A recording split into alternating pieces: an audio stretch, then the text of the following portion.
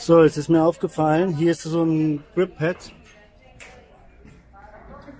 Das ist hier abgerissen. Ziemlich sicher, dass es auf dieser Fahrt produziert ist. Ich werde es auf jeden Fall mal merken. Ich soll jetzt hier auf jeden Fall mal das Gepäck abmachen, weil die wollen es da hochheben. Bin ich gespannt. Die haben da eben so ein kleines Moped hochgehoben, das war schon schwierig. Ich habe das Teil tatsächlich gefunden. Also die haben es hier abgerissen. Ich habe ihm das schon gezeigt. Ich weiß nicht, was passieren wird. Wahrscheinlich nichts. Aber ja, man kann es natürlich wieder dran kleben. Aber das Gute ist, also das Schlimme ist, es gibt die Teneré nicht in Brasilien. Deswegen das Teil hätte ich jetzt nicht so bekommen. Gut, dass ich es gefunden habe, so kann ich es zumindest wieder dran kleben. Aber ich werde jetzt mal gucken, was passiert, wenn ich es jetzt hier reklamiere. Und wie sie es da hochbekommen, weiß ich jetzt auch nicht. Ich habe hier das ganze Scheiß abgeräumt. Naja. Hier sind noch zwei andere Motorräder, die sie auch noch rausheben. Wir können uns das mal anschauen.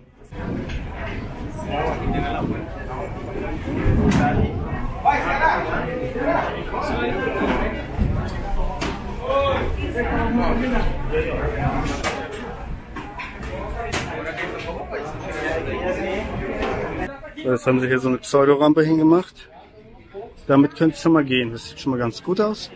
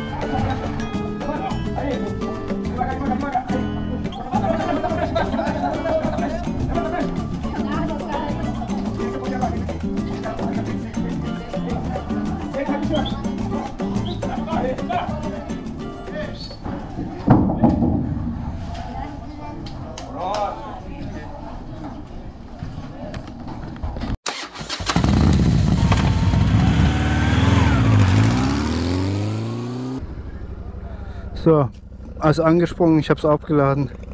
Sieht so aus, als können wir losfahren. Okay.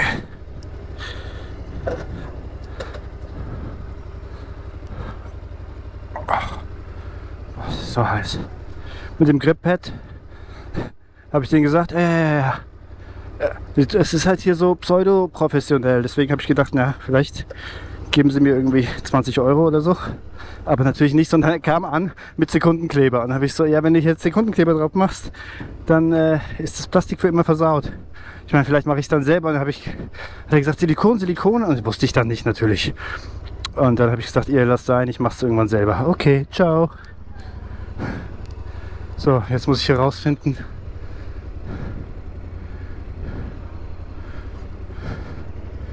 Keine Ahnung. Puh.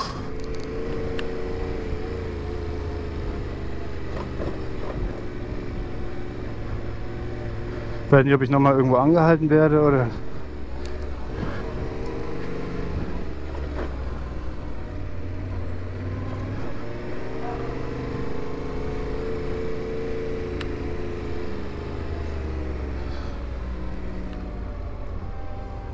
Ist nicht hier?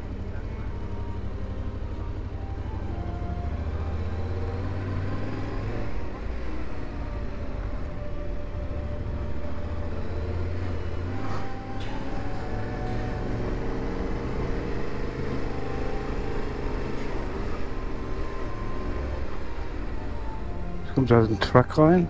Weiß ich auch nicht.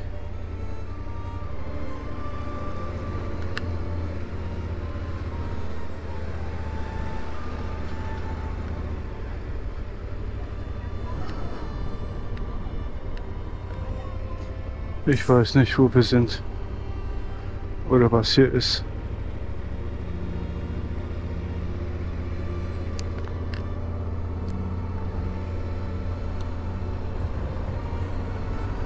Das sieht aus wie ein Eingang.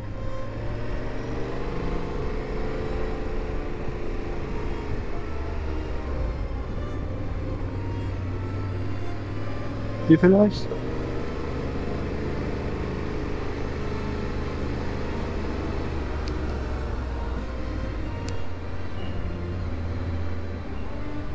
Okay.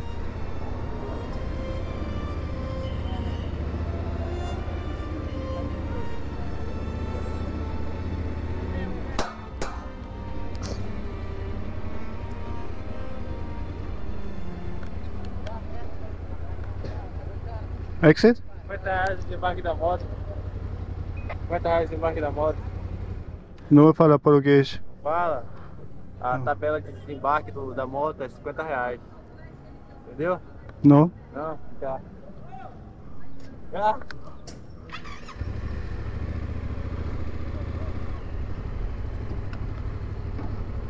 Oh, no tengo race. Aguenta o desembarque da moto. Para salir. Tengo ticket Paco. Não, esse aqui é do povo. ¿Por qué? Essa aqui é do povo. 50? Aha. Okay. So sieht's aus. 50, das hab ich, 50 habe ich glaube ich noch. Ah.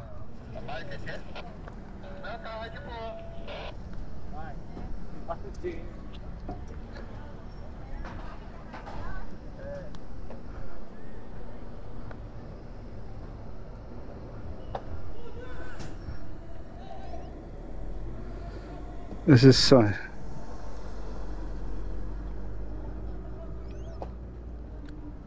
Hallo Mutti, wir sind jetzt gegenüber von der Anna Carolina. Weiß ich Ah? nicht, da ist so gut. Chama de seu. Ja. Onde?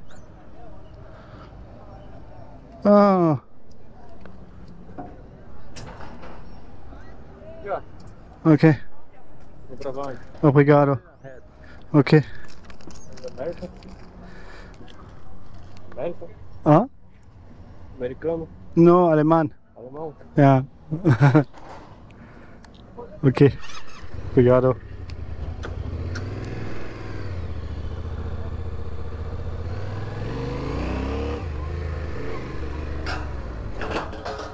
Guck mal, wer da ist. Servus. Die meisten werden ihn eben schon erkannt haben. Ich werde ihn später noch vorstellen. Wir werden uns später noch mal sehen. Oh, ich habe erstmal die halbe Cola von ihm getrunken. Dreist, aber ich hatte so einen Durst. Hat er mir überlassen, freundlicherweise. Und jetzt bin ich beim Aufsteigen, habe ich erstmal das Motorrad hingeschmissen. Später habe ich dann festgestellt, dass meine Stanley Thermoskanne, die eine French Press integriert ist, die war in den Stutzbügeltaschen drin.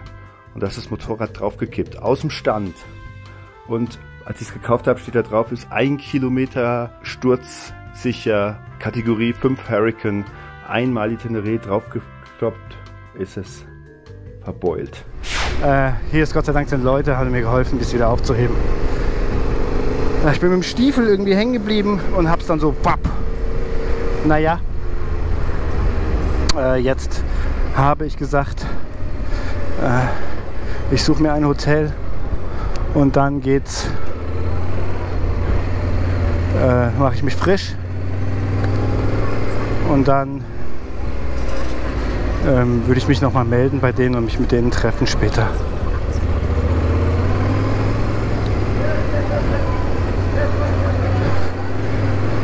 So, erste brasilianische Großstadt.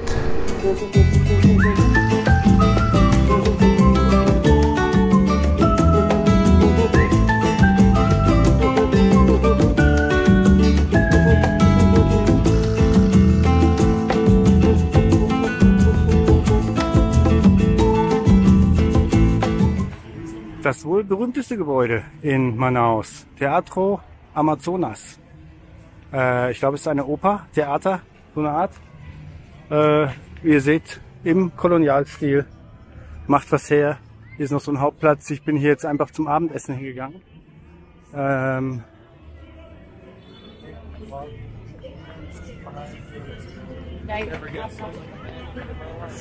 vorne sind auch es waren noch 4 andere Gringos auf dem Schiff. Da vorne sind die Amerikaner. Die hatten aber so eine Luxuskabine. Aber die waren bei mir auf dem Stockwerk. Mal sehen, die kennen mich bestimmt. Das ist hier Live-Musik.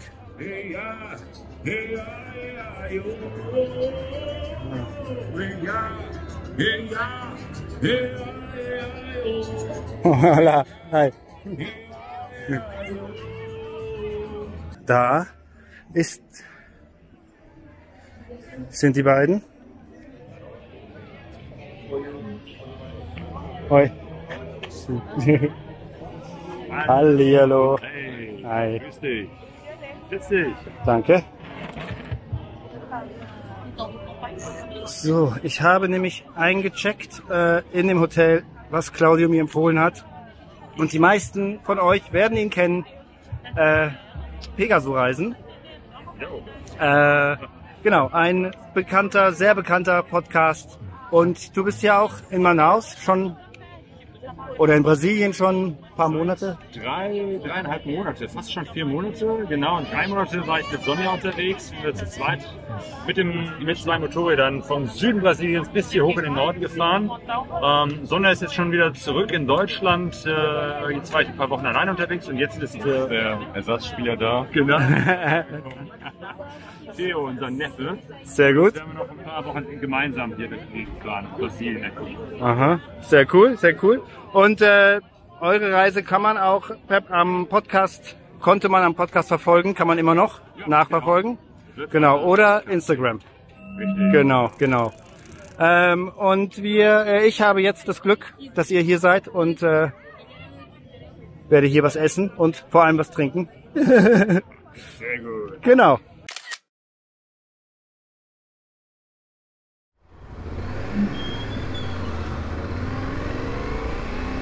So, einmal ausgeschlafen. Und ich bin jetzt auf dem Weg zum Claudio und seinem Neffen.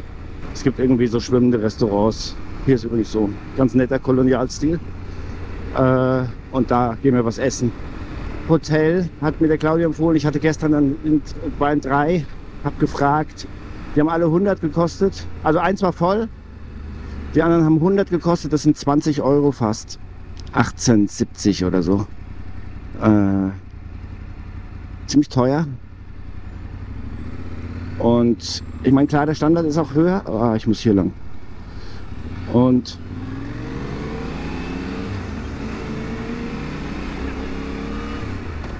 ja, es ist Klimaanlage, eigenes Bad und so. Und die haben gesagt mit Frühstück, aber heute Morgen war eine andere da, die hat dann gesagt, es gibt kein Frühstück. Was es allerdings gibt, das hat der Claudio gesagt, gibt es hier überall umsonst Kaffee. Also so, ja, gezuckert, gibt es umsonst.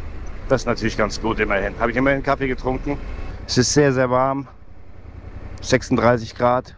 Andere Sache, wisst ihr ja, ich habe kein Geld bekommen auf der brasilianischen Seite bei allen Banken, die es da gab. Auf diesem Dreiländereck, was aber wohl an dem Internet dort lag oder keine Ahnung. Hier hätte ich jetzt Geld bekommen. Genau neben meinem Hotel ist ein Automat. Also zumindest ging es so weit, bis ich die Wechselrate sah. Und das war halt, da hätte ich halt, ich hätte dann gleich 250 abgehoben, also Euro. Und es wären dann 30 Euro weniger, als der offizielle Wechselkurs ist. Das habe ich jetzt dann halt nicht gemacht. Ich gucke nochmal bei anderen Banken. Irgendwann werde ich was abheben müssen. Es bleibt mir nichts anderes übrig. So, das sind so die Probleme. Ich versuche hier irgendwie zu diesem komischen Hotel zu kommen. Es gelingt mir im Moment nicht. Wo die wohnen, da treffen wir uns. So, mein erster Ausflug in Manaus mit Claudio und Theo. Und wir sind hier zu so einem, ja, am Stadtrand, würde ich sagen, gefahren in so ein schwimmendes Restaurant. Und man muss mit dem Boot anscheinend dahin fahren. Bisschen Naja, teuer, weiß ich nicht. Es kostet halt 3 Euro das Boot und der Parkplatz kostet 2 Euro. Mal sehen, wie teuer das Restaurant ist, aber es sind hier auch Leute, ich kann hier mal so unauffällig die Kamera drehen, die haben alle so Schwimmsachen dabei. Vielleicht ist es so eine Art Schwimmbad, Freizeitpark. Werden wir jetzt sehen. Auf jeden Fall machen wir jetzt erstmal eine coole Fahrt mit dem Boot. Und man sieht auch im Gegensatz zu Peru, hier ist noch viel mehr Wasser. Also die Bäume stehen hier richtig im Wasser. In Peru war das schon alles weg. Also hier ist noch mehr Regenzeit, wie ich schon erwähnt habe.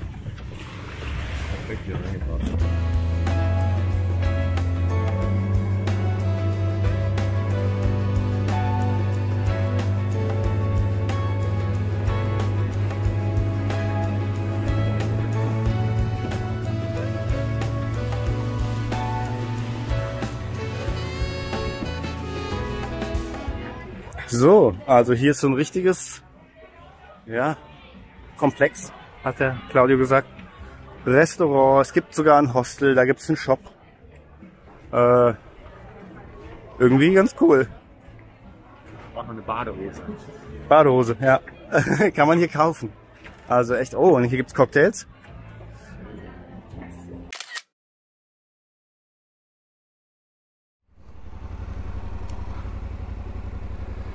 So, es war sehr schön. Wir haben am Nachmittag da gechillt. Ist nicht billig da, aber es ist sehr angenehm. Sogar ein bisschen, ich hatte jetzt keine Badehose dabei, aber mal in Unterhose reingesprungen. Super cool. Und jetzt geht's mit DJs und so los. Man sieht, hier ist ein riesen Andrang. Geht jetzt quasi die Party erst los. Ja, wir fahren jetzt aber.